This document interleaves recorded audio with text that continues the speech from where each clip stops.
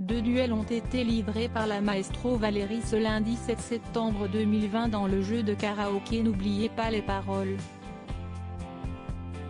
Malgré sa qualification pour les Masters, Nagui a rappelé à la candidate belge l'importance de renforcer son statut pour ne pas avoir de mauvaises surprises par la suite en cas d'éclosion d'un ou plusieurs autres champions.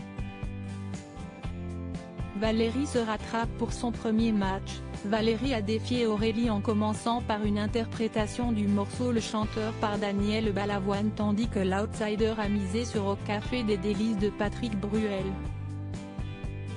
Les deux candidates ont rempli leur contrat avant d'enchaîner avec d'autres morceaux.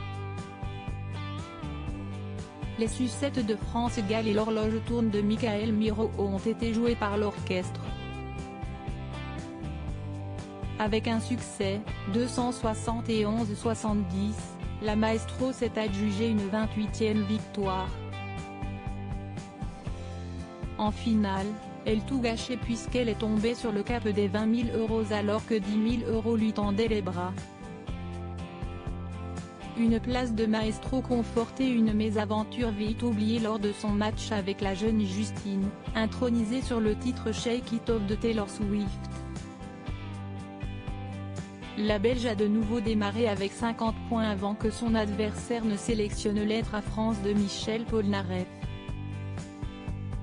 Le morceau La Mer de Charles Trenet n'a pas inspiré les deux femmes et Valérie a triomphé pour la 29e fois avant d'ajouter 20 000 € à ses gains pour atteindre 167 000 €.